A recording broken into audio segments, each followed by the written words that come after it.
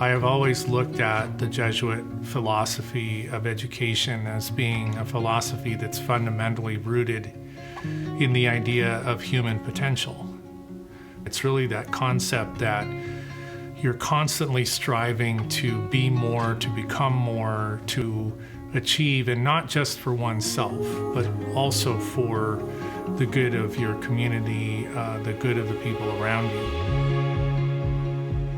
The fact that I connected with Gonzaga and was encouraged into the STEM programs.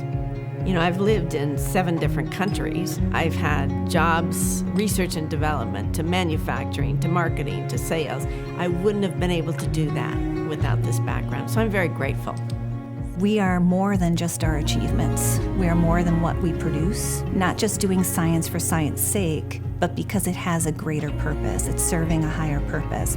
It's about being curious and, trying to understand the why behind things. It taught you how to think in a different fashion from the normal, really analytical engineering type thinking. And it helped shape me into being a strong contributor in my team, and the reason why my company is seeking out Gonzaga grads. I'll tell you what a graduate told me when I reflected with him. He said, when I came to Gonzaga, I learned about intellectual knowledge and experiential knowledge, and I didn't know the difference. Intellectual knowledge is what we give our students in the classrooms and the lab, the theory. The experiential knowledge is what he got from student activities and core, the university core. That's strong liberal arts education. It's also what we call cura personalis. So he said, we're the intellectual knowledge got him his first job. It was cura personalis that gave him the foundation for a long and successful career. I couldn't say it any better than that. So science, technology, engineering, and math, and sometimes art is also put into that category for STEAM, which I think is important as well, is in demand, right? The problems of tomorrow are being formulated today, and they're increasingly multidisciplinary in nature. The partnership that Gonzaga has formed with UW School of Medicine, I think is phenomenal. I think it opens up a ton of potential for growth, for new knowledge. There's new opportunities in that world to be able to say, hey, we're giving these kids the best educational opportunity that we can.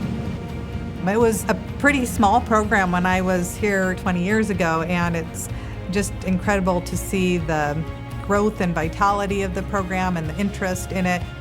I think Gonzaga's continuing push into STEM and into medicine is fulfilling a need in our society as a whole.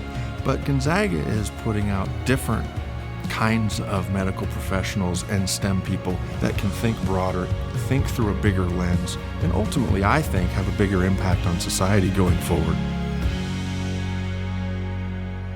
As the fields continue to develop and advance, it is much more commonly the case that you're seeing people who have to have expertise in multiple disciplines to effectively solve contemporary problems. So the concept of the Belier ISE is what I'm calling it, the Belier Center, is to actually look at ways in which the sciences and engineering and their related fields can become more integrated with one another at the undergraduate level. The designers of this building and the administration at Gonzaga took that to heart when they were designing the building to make sure that this is going to have space for students in all these different disciplines. Several of our chemistry labs, biology labs, environmental science labs, and psychology, and also a math learning center. But also quite a few open spaces, which we can think of as collision spaces or collaboration spaces. The way an engineer might say it, it reduces the activation energy for collaboration. I think what's going to happen is there will be a student in one discipline meets another student from another discipline, and this interaction otherwise would not have occurred. Those people will become friends and colleagues, and those people will literally go on and change the world. It's not about gathering people, it's about gathering minds. I just see the Gonzaga alumni coming out and supporting and finding time or resources to invest in assisting our STEM majors and helping drive them forward because they know the benefit that these individuals as well as the greater communities will have as a result. To just see this thing coming out of the ground was a beacon of hope. The investment that the administration and the board kept in STEM is a testimony that STEM has a really clear role here at Gonzaga.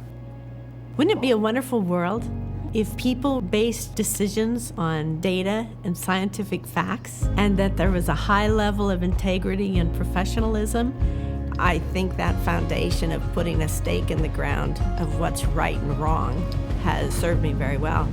So having people come and say, hey, my path is I want to be a scientist or I want to go to medicine, and being able to come to a place and see that this institution really is there for that, it's a good time for us to think about how do we support that next group coming through.